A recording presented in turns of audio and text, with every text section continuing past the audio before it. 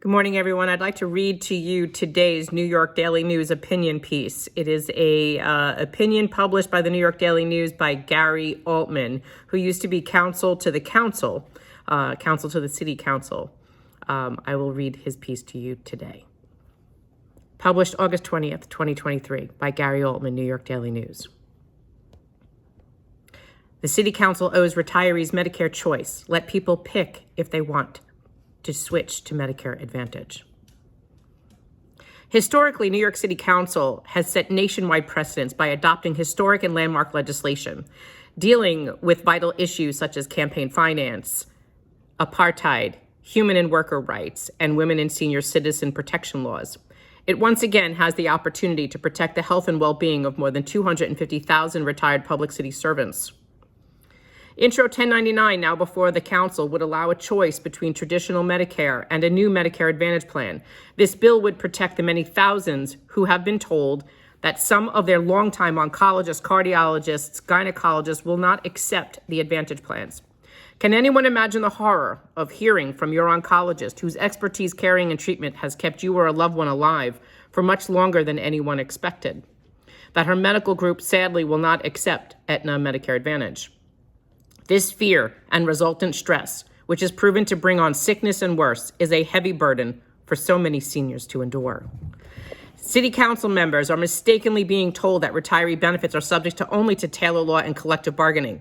The historical facts as detailed below prove that the two largest union supporters of removing all city retirees from traditional Medicare, DC 37 and the United Federation of Teachers, never before believed this, as evidenced by their own testimony before the City Council on prior legislation amending the exact section 12-126 of the city's administrative code, which they mistakenly now claim the council is preempted from amending. On my first day working in the council's legal division in 1979, I met two people who I would grow to deeply respect, befriend, and admire. One was then aide and future borough president and now again city council member Gail Brewer, and the other was council member Mary Pinkett. Our no-door offices were only yards apart. Mary, prior to making history by becoming the first Black woman ever elected to the city council, was president of Local 371 and vice president of DC 37.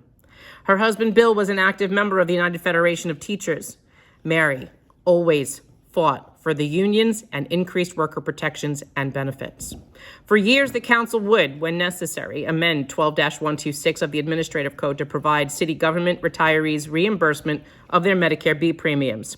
But with her distinguished 25-year plus tenure soon to end, Mary, as governmental operations committee chair, wanted to guarantee full reimbursement for city retirees as promised, no matter who the mayor or speaker in the future might be. This led to the passage of Intro 580A in 2001, with the outspoken support of DC 37 and the United Federation of Teachers. When the final negotiations with the mayor on this bill occurred in early 2001, I, along with Speaker Peter F. Malone and our chief of staff, were the only three council people in the mayor's office during these weekly discussions. I always clearly remembered these meetings as I had promised my longtime friend Mary we'd do all we could to get this bill passed. This is why I was astonished when I read United Federation of Teachers President Michael Mulgrew's June 30th letter to Speaker Adrian Adams, in which he claimed that the Taylor law and collective bargaining disallowed legislative action into Intro 1099, and only through collective bargaining can retiree benefits be granted or amended. Mulgrew wrote that this had been the policy for more than half a century, quote. He must surely know that this is untrue, as in 2000 and 2001, both union presidents strongly urged the council to pass legislation and amend Section 12-126 without a single mention of preemption. And even only 35 years ago, Bob Lynn, Ed Koch's Office of Labor Relation Director and Chief Labor Negotiator, wrote Mayor Koch on February 26, 1988, that Medicare Part B, quote, reimbursement is pursuant to local law and not any collective bargaining agreement. On January 31, 2000, Lee Saunders, administrator of the District Council 37, testified before the City Council on Intro 580, which amended Section 12-126 and provided for full Medicare B reimbursement. He stated, quote, DC 37 emphatically and unequivocally supports this legislation. Indeed, we view it as fulfillment of a promise made to the men and women who spent their lives working in public service by a city a long time ago. The promise was that the city would do exactly what the bill calls for, fully reimburse retirees for the cost of Medicare B payments. Saunders did not mention any legislative preclusion or preemption to act because of any supposed restrictive language under collective bargaining or the Taylor Law. As this was one of numerous prior times the council acted according to its legal authority to amend Section 12-126. It was legal then, and it's legal now. At the same hearing in 2000, United Federation of Teachers President Randy Weingarten's personal representative testified on behalf of, quote, our 35,000-member retired teachers chapter, and on behalf of the United Federation of Teachers and its 140,000 members, urging the City Council to adopt Intro 580, end quote. She continued, quote, we know the entire council will vote positively on this important issue, end quote. Again, not a single word of mention about collective bargaining or the Taylor Law was made by the UFT that day. In fact, the UFT was not even invited on the invited public witness list prepared by the committee's counsel, which my office then sent out under my signature. Yet they deemed it so important that they came down to City Hall to testify in support of council passage.